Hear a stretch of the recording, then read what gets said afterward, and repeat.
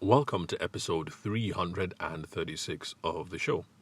Today, I'd like to talk about how we can make business profitable and predictable, and that is by not relying on low hanging fruit. Because sticking to low hanging fruit is not going to deliver on this promise of making sure that your business is going to be profitable over the long term or predictable. And of course, the idea of being predictable is the idea that you're going to be able to say with any reasonable given measure of certainty that I expect to receive X amount of naira this month, this quarter, this year, or next couple of years. Now, there's a problem that a lot of us have, and the problem is that because it's a real hassle talking to strangers and trying to convince people, a lot of people would rather stay in their comfort zone.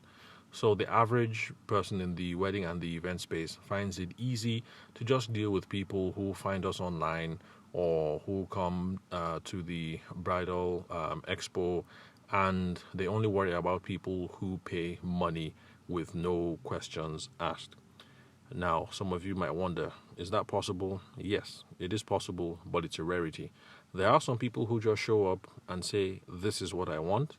How much is it?" And then you tell them it's 500k, and they say, "Okay, is that going to be cash or check? And can I have your account details?"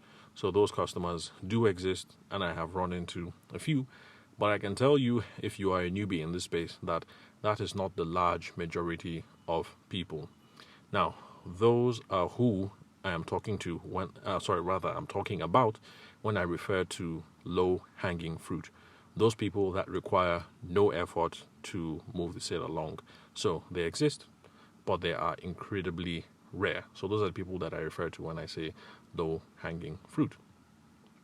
Now, since it's scary to talk to people, to try and sell, to try and market, to try and convince, to try and cajole, to try and persuade, whatever it is that you want to call it, since that is really hard because of our money hang-ups and because we're talking with total strangers, a lot of people just want to stick to these low-hanging fruit scenarios. Like, I only want to deal with serious people. If she's serious, she will transfer. If he's serious, he will call me back. Those sorts of things. Now, a problem that I have pointed out with this scenario is that low-hanging fruit are rare. And so if we're going to stay with this low-hanging fruit thing, we're going to have periods of huge ups, or we're going to have periods of huge downs, and that's because we're going to be left to the vagaries of chance and the market. So if we run into those actualized buyers, I think that's what they're called in traditional sales theory. So if we run into actualized buyers, that's good. If we don't run into actualized buyers, that's bad. But that is not going to be an effective way of running your business, because there are going to be too many highs, going to be too many lows. The level of profit that you're going to have been able to make is going to decrease, because you're going to lose a lot of business from people who come in, who talk to you, but who are not actualized buyers and who don't just drop money immediately. You're going to leave a lot of money on the table. So you're not going to have business being profitable and predictable over the long term if you just stick to low hanging fruit. What's the solution? The solution is you have to learn how to sell. Selling is not hard. Selling is just carrying on a conversation, whether the conversation is in person or whether that conversation is going to be over SMS, over WhatsApp, over email.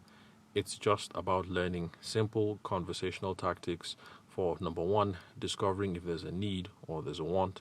We have to be sure that there is a match, and that's what wedding photographers talk about when they say want to discover if we're a fit for each other. Oh, and a tip, by the way, stop using the word fit for each other when talking to potential clients, because the potential client does not know what that means. When you say, "I'm having this conversation because I want to discover if we're a fit for each other." Okay, so back to the main thread. So it's just about learning simple conversational techniques, about figuring out if there's a need, if there's a want, if you have the skill set or the inventory to match that. So if you're a wedding photographer, you're talking about skill set. If you're a cake baker, you're talking about skill set. But if you're a decor person, it's not just a matter of skill set, but whether you have the inventory or if you can get the inventory. So if they want those huge chandeliers that hang all the way from the top of the marquee and come within like 15 feet of the floor, in that case it's a question of inventory. So we have to try and figure out these things very early on in the conversation. So those are just the sort of things that we're learning about when we want to learn how to sell and improve our sales. So do we know how to build rapport? Do we know how to establish a need? When we have established a need, do we know how to ask for the commitment? So those are just the simple things that we have to do. And it doesn't have to be that hard because anybody can do it. It's all about learnable skills. And most importantly, you don't have to be like anyone else. You don't have to sound like anyone else in order to make this work.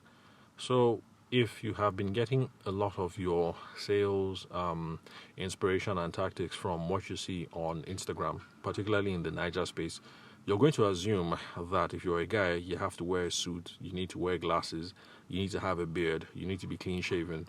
What else? You need to be attractive, you need to be articulate. What else? You need to have packaging, you need to have suave in order to make the sale. And it's also the same on the female side when you look at the sales influencers or the marketing gurus that we have on the Nigerian side when it comes to these sorts of things. You know, they have the right look, the right complexion, the right kind of hair, whether the hair is real or not. Although, I will give it to them that at least in the Nigerian space, it doesn't look as if you have to be a size 6 or a size 8 or a size 10. I'm not, I don't know anything about female sizes, but it doesn't seem to be tied to size. So it looks like the big girls can get it as well as the little girls as well. But anyway, you don't have to change your personality. You don't have to change dress size. You don't have to change the way that you look, because these are about simple learnable skills that everyone can do. So if you want your income to be predictable and if you want your business to be profitable over the long term, you have to learn how to sell. Dealing with low-hanging fruit is a recipe for frustration. But then again, if you insist that you're only going to hang out to low-hanging fruit, and that is actualized buyers, then yeah, don't despair. They actually do exist. In fact, my very first one was at the bridal show a couple of years ago. It was my first bridal show actually when I moved to Abuja, and she came and the brief was very simple. She knew exactly what she wanted. My parents got married in 1950 whatever, 1960 whatever, in the Seychelles. The wedding album that they had this kind of cover.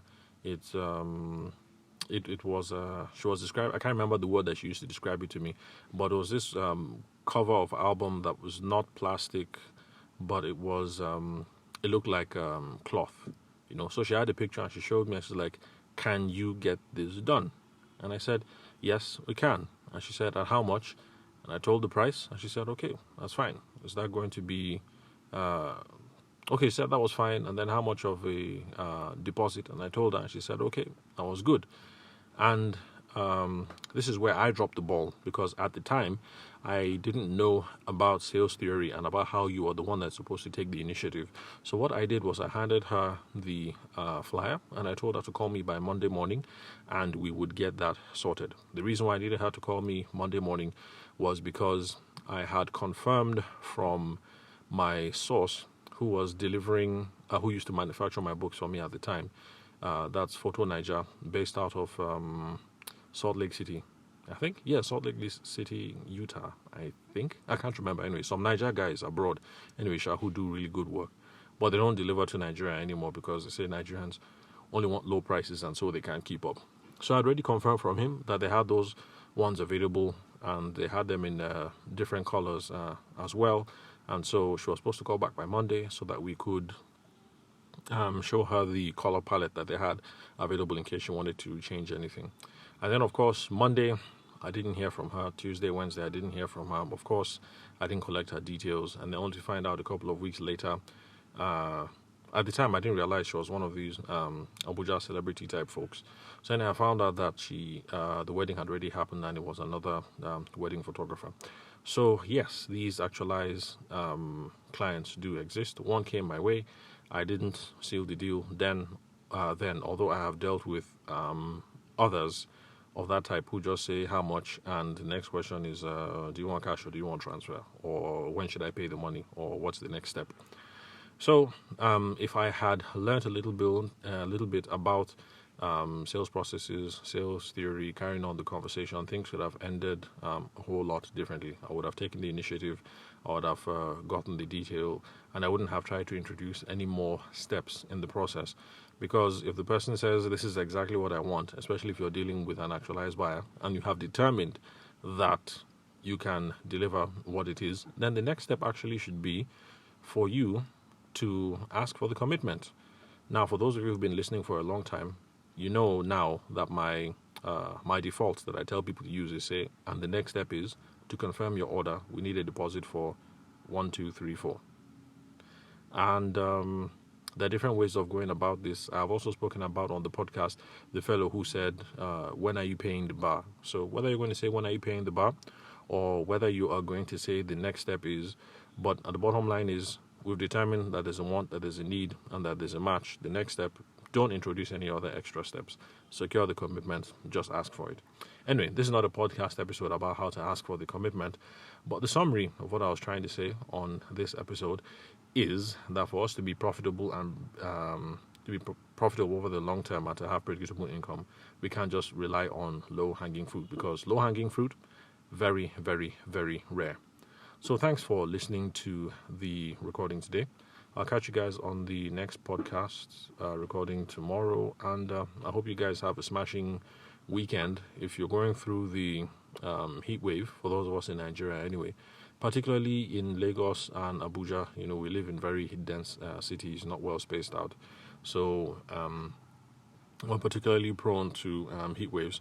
So if you're going through the whole madness, especially with the crippling power situation in the country, then I guess all I can say is tough luck, I guess. Anyway, but hopefully things will improve. We finally got some power today. I think we got about maybe 3 or 4 hours, and that was good enough because we'll get the deep freezer to freeze, and so we keep food nice and fresh. Okay, well, not fresh, but preserve the food that we have so we don't have to throw anything away. So eventually the rains are going to come, things get a whole lot easier, and yeah, that's it pretty much. So you guys have a wonderful weekend.